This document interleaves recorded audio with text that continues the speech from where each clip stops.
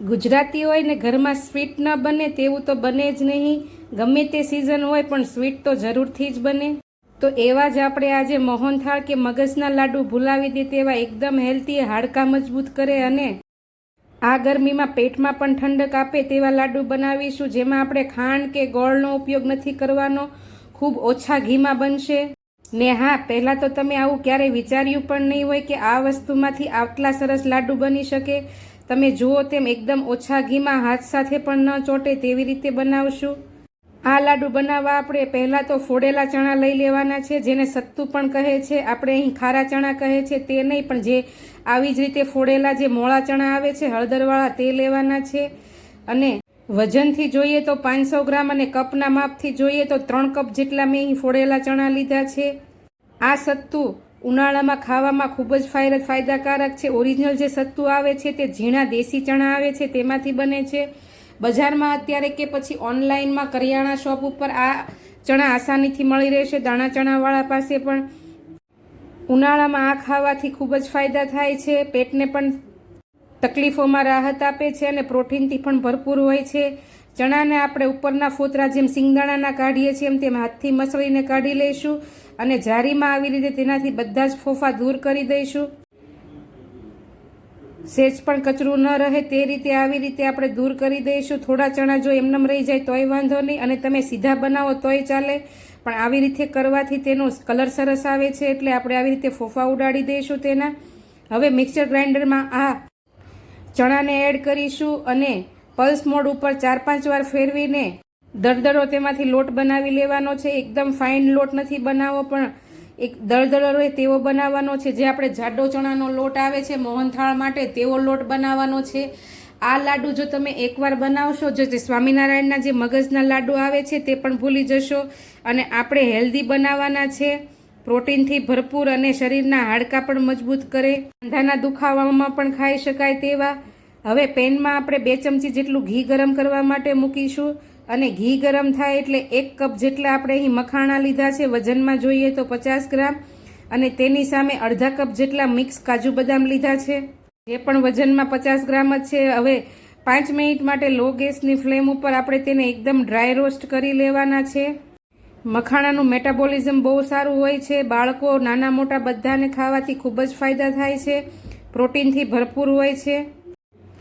હવે સરસ એવા શેકાઈ જાય એટલે ગેસની ફ્લેમ બંધ કરીને આપણે બીજા બાઉલમાં ટ્રાન્સફર કરી તેને એકદમ ઠંડા પડવા દઈશું. આવી રીતે એકદમ મખાણા ક્રિસ્પી થઈ જાય તેવા શેકવાના છે. સરસ એવા ઠંડા પડી જાય એટલે તેને પણ મિક્સર ગ્રાઇન્ડરમાં એડ કરીશું ને પલ્સ મોડ ઉપર ફોરવીને તેનો પણ આપણે પાવડર કરી લેવાનો છે. બાળકો જો મખાણા દૂધમાં કે એમ ન ખાતા હોય તો આવી રીતે તમે બેસ્ટ ઉપાય છે, ખાઈ શકો. મોટા ઉંમરવાળાને જો ગળ્યું ખાવાનું મન થતું હોય તો આ લાડુ ફટાફટ બની જાય તેવી રેસીપી છે. હવે પેનમાં ફરી પાછું આપણે ગેસની ફ્લેમ ઉપર મૂકીશું. ગેસની ફ્લેમ આપણે મીડિયમ રાખવાની છે અને અહીં મેં 1.5 કપ જેટલું ઘી લીધું છે. વજનમાં જોઈએ તો 300 ગ્રામ. આપણે ખૂબ ઓછા ઘીનો ઉપયોગ કરવાનો છે, એટલે પહેલાં તો આપણે અડધું ઘી જ એડ કરીશું, 150 ગ્રામ જેટલું, અને બીજું ઘી સાઈડ ઉપર મૂકી દેશું. હવે ઘી સરસ એવું ગરમ થઈ જાય એટલે જે આપણે ફોડેલા ચણાનો ફાઇન પાવડર બનાવ્યો છે તેમાં એડ કરીશું અને 5 થી 6 મિનિટ માટે લો ગેસની ફ્લેમ ઉપર આપણે તેને શેકવાનો છે.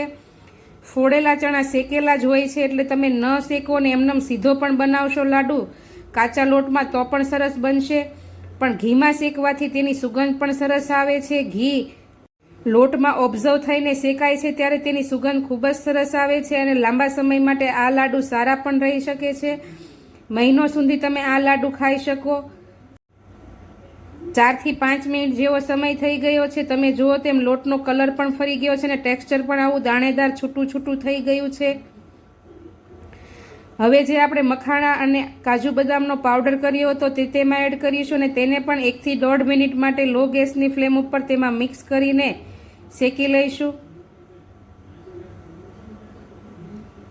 બધું જ બરાબર શેકાઈ ગયું છે. હવે ગેસની ફ્લેમને બંધ કરી દઈશું અને આ મિક્સચરને જેમાં આપણે લાડુ બનાવવા હોય તેમાં ટ્રાન્સફર કરી દઈશું અને થોડું એવું 5 થી 7 મિનિટ માટે આ મિક્સચરને પહેલાં આપણે ઠંડુ કરવાનું છે. ગરમે ગરમ મિક્સચરમાં આપણે વસ્તુ નથી ઉમેરવાની. થોડું એવું ઠંડુ કરી લેવાનું છે. થોડું ઠંડુ થઈ જાય એટલે હવે મેં અહીં તેની સામે 300 ગ્રામ જેટલી સાકર જે આવે છે, ખડી સાકર, તે દળીને તૈયાર રાખી હતી બુરું, તે તેમાં જરૂર પ્રમાણે એડ કરીશું. મેં એમાં 50 ગ્રામ જેટલી વધારી છે, એટલે 250 ગ્રામ જેટલું બુરું આપણે તેમાં એડ કરીશું. અને ઉપર નીચે આવી રીતે કરીને સરસ એવું પહેલાં તો આ ટેક્સચરમાં મિક્સ કરી દેવાનું છે. એક સરખી સાકર ભળી જાય, ગાંઠા ન રહે તે રીતે આપણે આવી રીતે છૂટું છૂટું એક સરખું મિક્સ કરી દઈશું. સાકર મેં અહીં બધી જ એડ કરી દીધી છે. તમે ગળ્યું તમારે પ્રમાણે ચાખીને નાખી શકો. હવે જે ઘી વધ્યું છે તેમાંથી આપણે થોડું એવું ઘી એડ કરીશું, 50 ગ્રામ જેટલું, અને હાથથી આ મિશ્રણને આવી રીતે ભેગું કરીશું.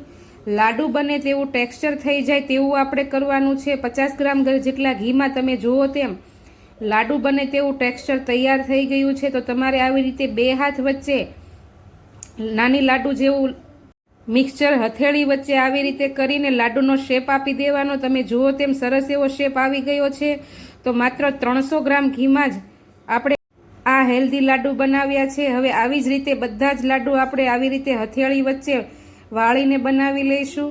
તમે જો ક્યારેય ગરમીમાં આ લાડુ ન બનાવ્યા હોય તો બાળકો સાંધાના દુખાવા થતા હોય, હાડકાના દુખાવા થતા હોય, તેના માટે ગમે તે ખાઈ શકે તેવા હેલ્ધી લાડુ એકવાર જરૂરથી ટ્રાય કરજો. મારી રેસીપી જે જોતા હો અને વિડીયો ઉપર નવા હોય તો ચેનલને સબસ્ક્રાઈબ કરી લેજો. અને તમે ક્યારેય આ તાસીરમાં ઠંડા એવા સત્તુના લાડુ બનાવ્યા છે કે નહીં તે કોમેન્ટમાં જરૂરથી જણાવજો.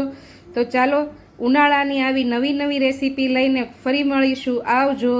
જય શ્રી કૃષ્ણ.